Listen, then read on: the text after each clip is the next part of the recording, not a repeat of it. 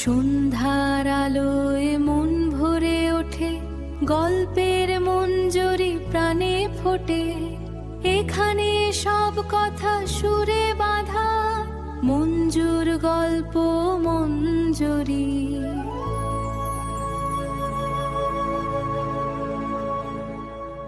নমস্কার, আমার গল্প পাঠ আসরে আপনাকে স্বাগত জানাচ্ছি। আজ শুনব শ্রীকান্ত উপন্যাসের দ্বিতীয় খণ্ডের পঞ্চম পর্ব। এই পর্বে আমরা শুনব নারী স্বাধীনতা নিয়ে শ্রীকান্তের অভিজ্ঞতার কথা। কেরেন্টিন কারাবাসের আইন কুলিদের জন্য, ভদ্রলোকের জন্য নয়, এবং যে কেহ জাহাজের ভাড়া 10 টাকার বেশি দেয় নাই সেই কুলি। চা বাগানের আইনে কি বলে জানি না, তবে জাহাজি আইন এই বটে, এবং কর্তৃপক্ষরাও প্রত্যক্ষ জ্ঞানে কি জানেন তা তাঁরাই জানেন, কিন্তু অফিসিয়ালি তাহাদের ইহার অধিক জানা রীতি নাই।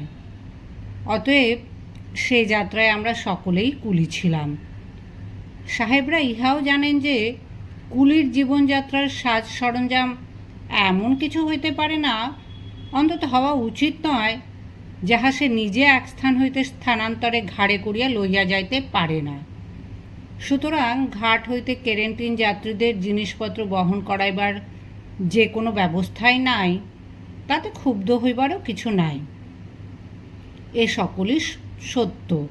তথাপি আমরা তিনটি প্রাণী যে মাথার ওপর প্রচণ্ড সূর্য এবং পদতলে ততোধিক উগ্র উত্তপ্ত বালিকারাশির ওপরে এক অপরিচিত নদীকূলে এক রাস মোট ঘাট সম্মুখে লইয়া কিং কর্তব্য বিমূঢ়ভাবে পরস্পরের মুখোমুখি চাহিয়া দাঁড়াইয়া রহিলাম, সে শুধু আমাদের দূরদৃষ্ট। সহযাত্রীদের পরিচয় ইতিপূর্বেই দিয়াছি। তাহারা যে যাহার লোটা কম্বল পিঠে ফেলিয়া এবং অপেক্ষাকৃত ভারী বোঝাগুলি তাহাদের গৃহলক্ষ্মীদের মাথার উপরে তুলিয়া দিয়া স্বচ্ছন্দে গন্তব্যস্থানে চলিয়া গেলেন। দেখিতে দেখিতে রোহিণী দাদা একটা বিছানার পুঁটুলিতে ভর দিয়া কাঁপিতে কাঁপিতে বসিয়া পড়িলেন।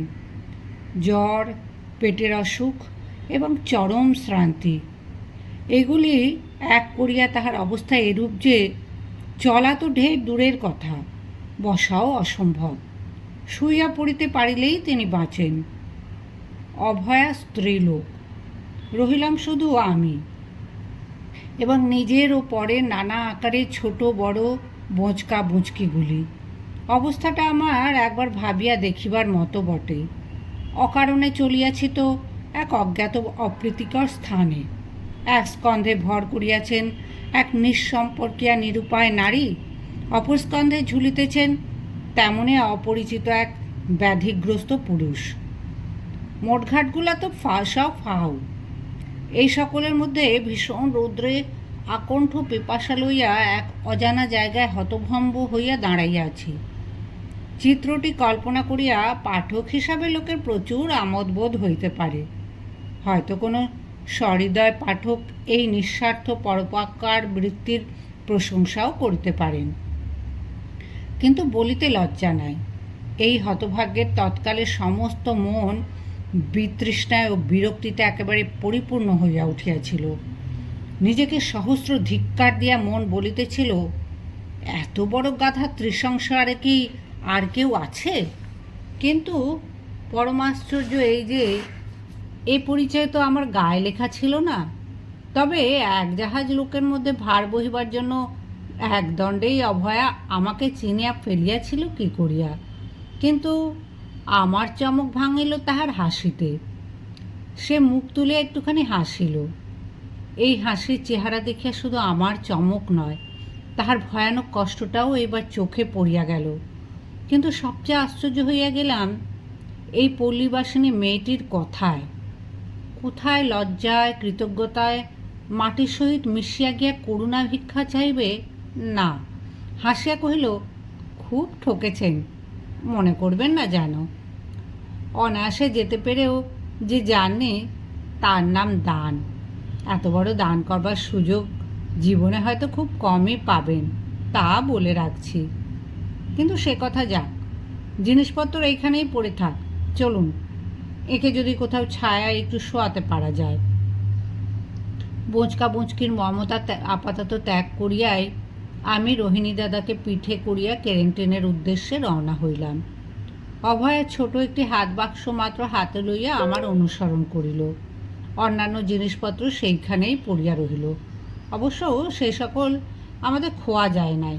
ঘণ্টা দুই পরে তাহাদের আনাইয়া লইবার উপায় হইয়াছিল। অধিকাংশ স্থলেই দেখা যায় সত্যকার বিপদ কাল্পনিক বিপদের চেয়ে ঢের সুসহ। প্রথম হইতে ইহা স্মরণ থাকিলে অনেক দুশ্চিন্তার হাত এড়ানো যায়। সুতরাং কিছু কিছু ক্লেশ ও অসুবিধা যদিও নিশ্চয়ই ভোগ করিতে হইয়াছিল, তথাপি এই কথাও স্বীকার করিতে হয় যে ক্যারেন্টিনের নির্দিষ্ট মেয়াদের দিনগুলি আমাদের এক প্রকার ভালোই কাটিল। তাছাড়া পয়সা খরচ করিতে পারিলে জমের বাটিতেও যখন বড় কুটুম্বের আদর পাওয়া যায়, তখন এ তো মোটে ক্যারেন্টিন। জাহাজের ডাক্তারবাবু বলিয়াছিলেন, স্ত্রীলোকটি বেশ ফরওয়ার্ড। কিন্তু প্রয়োজন হইলে স্ত্রীলোকটি যে কিরূপ বেশ ফরওয়ার্ড হইতে পারে তাহা বোধ করে তিনি কল্পনাও করেন নাই। রোহিণীবাবুকে যখন পিঠ হইতে নামাইয়া দিলাম, তখন অভয়া কহিল, হয়েছে, আর আপনাকে কিছু করিতে হইয়া হবে না শ্রীকান্তবাবু। এবার আপনি বিশ্রাম করুন, যা করবার আমিই করছি। বিশ্রামের আমার যথার্থই আবশ্যক হইয়াছিল। পা দুটি শ্রান্তিতে ভাঙিয়া পড়িতেছিল। তথাপি আশ্চর্য হইয়া পড়িলাম, আপনি কি করবেন? অভয়া জবাব দিল, কাজ কি কম রয়েছে? জিনিসগুলি আনতে হবে, একটা ভালো ঘর জোগাড় করে আপনাদের দুজনের বিছানা তৈরি করে দিতে হবে, রান্না করে যা হোক দুজনকে খাইয়ে দিয়ে তবে তো আমার ছুটি হবে, তবে তো একটু বসতে পাবো। না না, মাথা খান, উঠবেন না, আমি এক্ষুনি সমস্ত ঠিকঠাক করে দিচ্ছি। একটু হাসিয়া কহিল, ভাবছেন মেয়ে মানুষ হয়ে একাই সব জোগাড় করব কি করে? না, তা বই কি, আপনাদের জোগাড় করেছিল কে? সে আমি না আর কেউ। বলিয়া সে ছোট বাক্সটি খুলিয়া গুটি কয়েক টাকা আঁচলে বাঁধিয়া লইয়া ক্যারেন্টিনের অফিস ঘরের দিকে চলিয়া গেল। সে পারুক আর না পারুক, আমি তো আপাতত বসিতে পাইয়া বাঁচিয়া গেলাম। আধ ঘন্টার মধ্যেই একজন চাপরাশি আমাদের ডাকিতে আসিল। রোহিণীকে লইয়া তাহার সঙ্গে গিয়া দেখিলাম ঘরটি ভালোই বটে। মেম সাহেব ডাক্তার নিজে দাঁড়াইয়া লোক দিয়া সমস্ত পরিষ্কার পরিচ্ছন্ন করাইতেছেন। জিনিসপত্র আসিয়া পৌঁছাইয়াছে। দুখানি খাটিয়ার উপর দুজনের বিছানা পর্যন্ত তৈরি হইয়া গিয়াছে। একধারে নূতন হাঁড়ি, চাল ডাল, আলু, ঘি, ময়দা, কাঠ সমস্তই মজুদ। মাদ্রাজি ডাক্তারের সঙ্গে অভয়া ভাঙা হিন্দিতে কথাবার্তা চালাইতেছেন। আমাকে দেখিতে পাইয়াই কহিল, ততক্ষণ একটু শুয়ে পড়ুন গে, আমি মাথায় দুঘটি জল ঢেলে নিয়ে এবেলার মতো চারটি চালে ডালে খিচুড়ি রেঁধে নিই, ও বেলা তখন দেখা যাবে। বলিয়া গামছা এবং কাপড় লইয়া মেম সাহেবকে সেলাম করিয়া একজন খালাসিকে সঙ্গে করিয়া স্নান করিতে চলিয়া গেল। অতএব ইহারই অভিভাবকতায় এখানে দিনগুলি যে আমাদের ভালোই কাটিয়াছিল তাহা বলায় নিশ্চয় বিশেষ কিছু অত্যুক্তি করা হয় নাই। এই অভয়াতে আমি দুটো জিনিস শেষ পর্যন্ত লক্ষ্য করিয়াছিলাম। এরূপ অবস্থায় নিঃসম্পর্কীয় নরনারীর ঘনিষ্ঠতা শতই দ্রুত অগ্রসর হইয়া যায়, কিন্তু ইহা সে কোনো দিন ঘটিবার সুযোগ দেয় নাই। ইহার ব্যবহারের মধ্যে কী যে একটা ছিল তাহা প্রতিক্ষণেই স্মরণ করাইয়া দিত। আমরা এক জায়গার যাত্রী মাত্র, কাহারও সহিত কাহারও সত্যকার সম্বন্ধ নাই। দুদিন পরে হয়তো সারা জীবনের মধ্যেও আর কখনো কাহারও সহিত সাক্ষাৎ ঘটিবে না। আর এমন আনন্দের পরিশ্রমও কখনো দেখি নাই। সারা দিন আমাদের সেবার জন্যই ব্যস্ত, সমস্ত কাজ নিজেই করিতে চায়। সাহায্য করিবার চেষ্টা করিলেই হাসিয়া বলিত, এই তো সমস্তই আমার নিজের কাজ, নইলে রোহিণী দাদারই বা এ কষ্টের কী আবশ্যক ছিল? আপনারই বা কী মাথা ব্যথা পড়েছিল এই জেলখানায় আসতে? আমার জন্যেই তো আপনাদের এত দুঃখ। হয়তো খাওয়া দাওয়ার পরে একটু গল্প হইতেছে। অফিসের ঘন্টায় 2টা বাজিতেই একেবারে উঠিয়া দাঁড়াইয়া কহিল, যাই আপনাদের চা তৈরি করে আনি, 2টো বাজল। মনে মনে বলিতাম, তোমার স্বামী যত পাপিষ্ঠই হন, পুরুষ মানুষ তো, যদি কখনো তাকে পাও, তোমার মূল্য তিনি বুঝবেনই। তারপর একদিন মেয়াদ ফুরাইল, দাদাও ভালো হইলেন, আমরাও সরকারি ছাড়পত্র পাইয়া আর একবার পোঁটলা পুঁটলি বাঁধিয়া রেঙ্গুন যাত্রা করিলাম। কথা ছিল শহরে মোসাফিরখানায় 2-1 দিনের জন্য আশ্রয় লইয়া একটা বাসা তাহাদের ঠিক করিয়া দিয়া তবে আমি নিজের জায়গায় যাইব, এবং যেখানেই থাকি তাহার স্বামীর ঠিকানা জানিয়া তাহাকে একটা সংবাদ পাঠাইবার প্রাণপণ চেষ্টা করিব। শহরে যেদিন পদার্পণ করিলাম সেদিনটি ব্রহ্মবাসীদের কি একটা পর্বদিন, আর পর্বও তাহাদের লাগিয়াই আছে। দলে দলে ব্রহ্ম নরনারী রেশমের পোশাক পরিয়া তাহাদের মন্দিরে চলিয়াছে। স্ত্রী স্বাধীনতার দেশ, সুতরাং আনন্দ উৎসবে তাহাদের সংখ্যাই অধিক। বৃদ্ধা, যুবতী, বালিকা, সকল বয়সের স্ত্রীলোকই অপূর্ব পোশাক পরিচ্ছদে সজ্জিত হইয়া হাসিয়া, গল্প করিয়া, গান গাইয়া সমস্ত পথটা মুখরিত করিয়া চলিয়াছে। ইহাদের রং অধিকাংশই খুব ফর্সা। মেঘের মতো চুলের বোঝা তো 90 জন রমণের হাঁটুর নিচে পড়ে।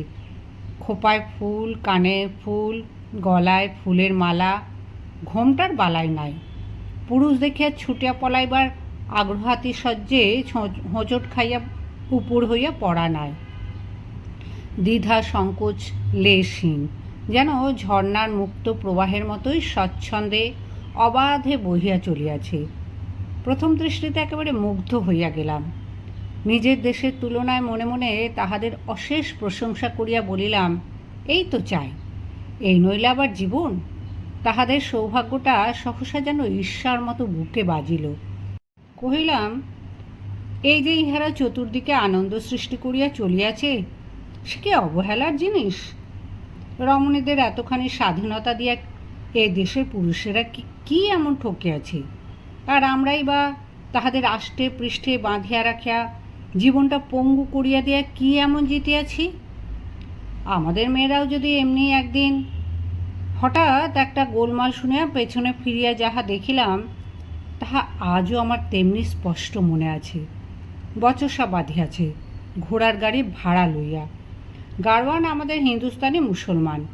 সে কহিতেছে চুক্তি হইয়াছিল 8 আনা, আর 3 জন ভদ্রঘরে ব্রহ্ম রমণে গাড়ি হইতে নামিয়া পড়িয়া সমস্যারে চিৎকার করিয়া বলিতেছেন, না 5 আনা। মিনিট 2-3 তর্কাতর্কির পরেই বলং বলং বাহু বলং। পথের ধারে একটা লোক মোটা মোটা ইক্ষুদণ্ড গাদি করিয়া বিক্রি করিতেছিল। অকস্মাৎ 3 জনেই ছুটিয়া গিয়া 3 গাছা হাতে তুলিয়া হতভাগ্য গাড়োয়ানকে একযোগে আক্রমণ করিলেন। সে কি এলোপাথারি মার! বেচারা স্ত্রী লোকের গায়ে হাত দিতেও পারে না। সুতরাং আত্মরক্ষা করিতে একে আটকায় তো ওর বাড়ি মাথায় পড়ে, ওকে আটকায় তো তার বাড়ি মাথায় পড়ে। চারিদিকে লোক জমিয়া গেল, কিন্তু সে শুধু তামাশা দেখিতে। সে দুর্ভাগার কোথায় গেল টুপি পাগড়ি, কোথায় গেল হাতের ছিপটি। আর সহ্য করিতে না পারিয়া সে রণে ভঙ্গ দিয়া পুলিশ পুলিশ, পেয়াদা পেয়াদা চিৎকার করিতে করিতে ছুটিয়া পলাইল। সবে বাংলাদেশ হইতে আসিতেছি, তাও আবার পাড়াগা হইতে। কলিকাতায় স্ত্রী স্বাধীনতা আছে, কানে শুনিয়াছি, চোখে দেখি নাই। কিন্তু স্বাধীনতা পাইলে ভদ্রঘরের অবলারাও যে একটা জোয়ান মদ্য পুরুষ মানুষকে প্রকাশ্য রাজপথের উপর আক্রমণ করিয়া লাঠিপেটা করিতে পারে, ক্রমশ এতখানি সবলা হইয়া ওঠার সম্ভাবনা আমার কল্পনার অতীত ছিল। অনেকক্ষণ হতবুদ্ধির ন্যায় দাঁড়াইয়া থাকিয়া স্বকার্যে প্রস্থান করিলাম। মনে মনে কহিতে লাগিলাম, স্ত্রী স্বাধীনতা ভালো কিংবা মন্দ, সমাজে আনন্দের মাত্রা ইহাতে বাড়ে কিংবা কমে, এ বিচার আর একদিন করিব। কিন্তু আজ যাহা সচক্ষে দেখিলাম তাহাতে তো সমস্ত চিত্ত উদ্ভ্রান্ত হইয়া গেল।